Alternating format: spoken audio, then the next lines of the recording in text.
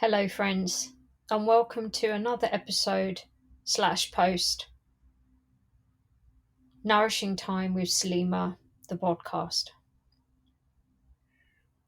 This week, I'm going to be talking about lessons from sharing closets and moving on, the morphing, merging, and the impermanence of relationships, the self and not self. Inspired by the triggers of the past 2 weeks, in brackets being in the middle of morphing my relationship and condensing 2 households into one, I suddenly became aware of how I was really feeling about this big decision, in brackets, moving in 24/7 with someone. Bearing witness to some unexpected responses, I have to say, that I noticed arising within. I had many questions, and one of which was, how will I find the balance between that forged 24/7 connection while maintaining my own identity and mental health, including my closet in the process? So many have been quite envious on how myself and Wim, that's my partner, for those of you that don't know me, how we have the ideal living arrangement, in brackets, currently. We live in 2 separate lodges a few doors away from each other, something that we have maintained over the past 2.5 years. It has been and still is an ideal and unique position to be able to be in, especially while you're getting to know someone. However, there comes a time in life when life intervenes, presenting a new set of circumstances and opportunities, and then we are prompted or asked to make choices. Choices that will ultimately change our life trajectory. A choice between a path travelled versus a path less travelled, or completely new in some cases. A constant reminder for all of us of the impermanence of it all, life including relationships. However, it is in our choices and subsequent actions that we give ourselves permission, unconsciously or consciously, to transition, harvesting the seeds we planted for our vision and bringing them forth, evolving and morphing our identity and life in the process. Impermanence, the state of not lasting forever or not lasting for a long time. That's just one of the many definitions, but a very brief and potent reminder. But, of course, relationships are also impermanent, morphing constantly from the early stages of dating to moving in, getting engaged, to maybe even eventually getting married and beyond. However, us humans are not always good with change. And even though on some unconscious level we crave it, we often find ourselves a little reluctant and anxious, even when the conditions and possibilities for change present themselves. Sound familiar? Maybe you can relate to this. Nestled in between my partner's moving boxes amongst the chaos of the living room, serious discussions were being had. What would go to storage? What would be coming to my lodge?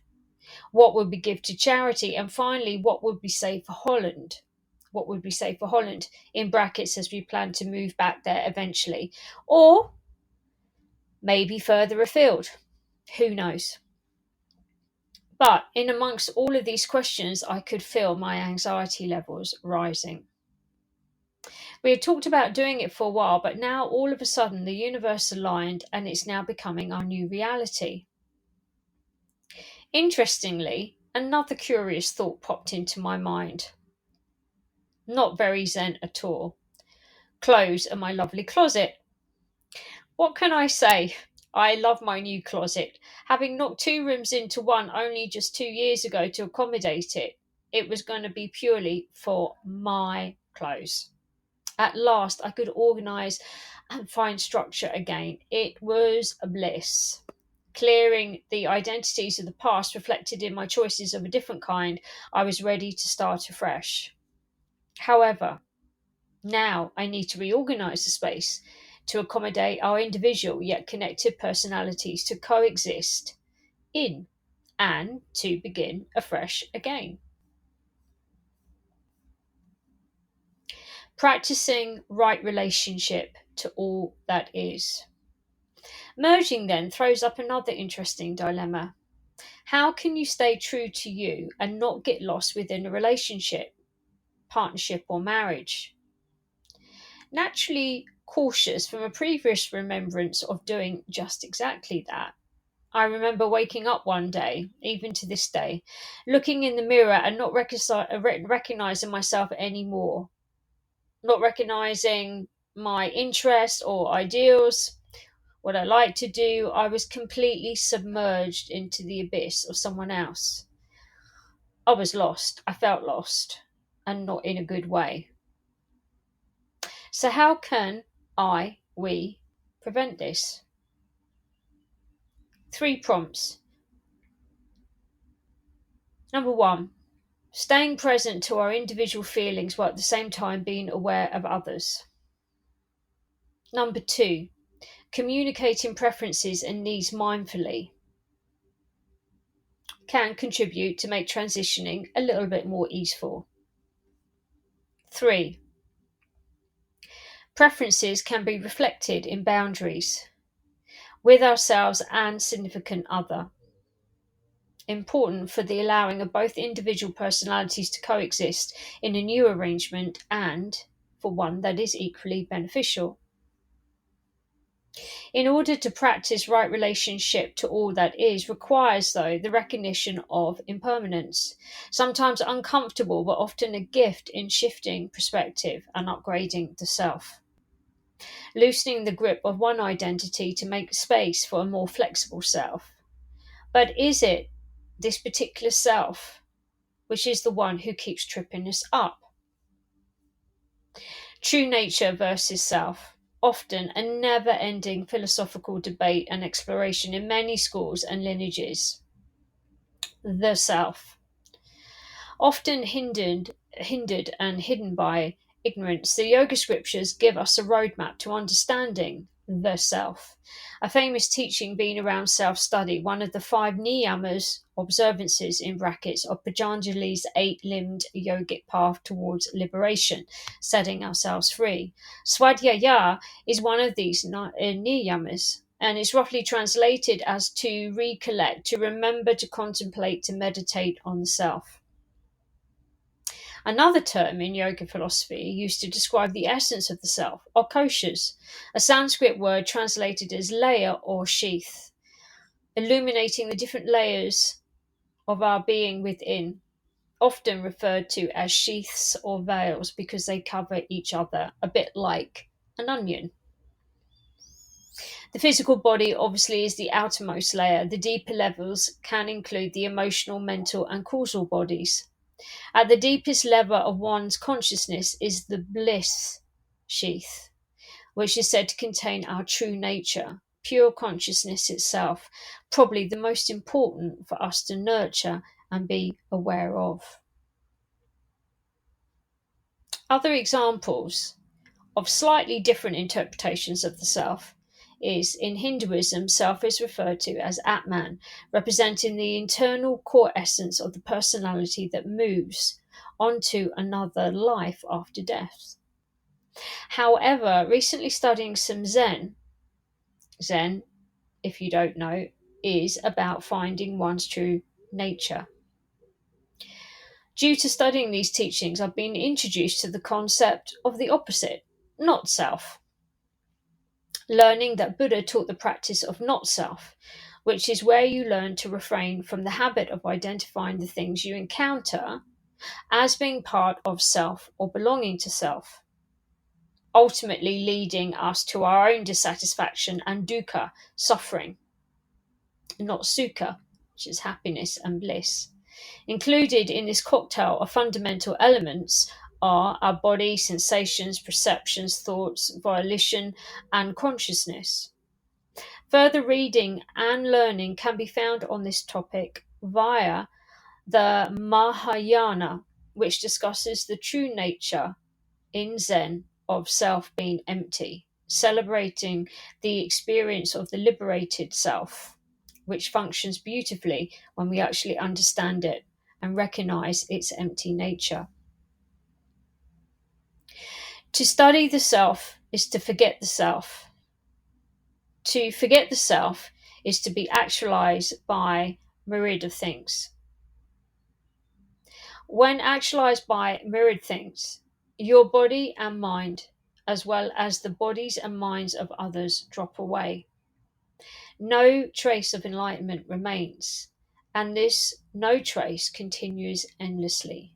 Dogen. This is a quote by Dogen, who is a Japanese Zen Buddhist teacher from 1200 to 1253.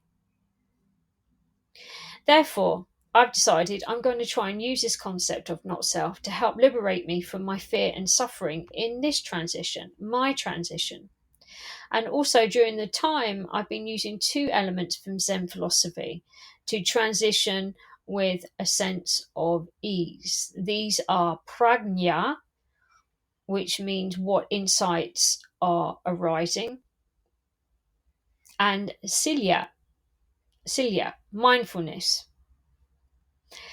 So I indicate below if you're reading this post, but I'll say it in case you don't read it and you're just listening. So, lessons from myself during this process of transition.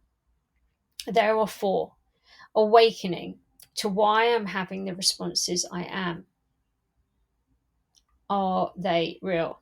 Attachments to rules and how I want things to be and why. Prajna, what insights are arising? What insights can I draw upon in a non-attachment way? And cilia, mindfulness, how can I cultivate and bring more to the situation? I'm now going to give you 7 effective prompts to practice sitting with this concept of impermanence, self, and morphing. Number 1, what are you resisting currently? Number 2, do you know why? Number 3, what self is present? Number 4, what selves are hidden? What would it take for you to choose the road path less travelled? What could you lose? What could you gain? And what self do you want to be? See, that's 8. Sorry, not 7. Morphing.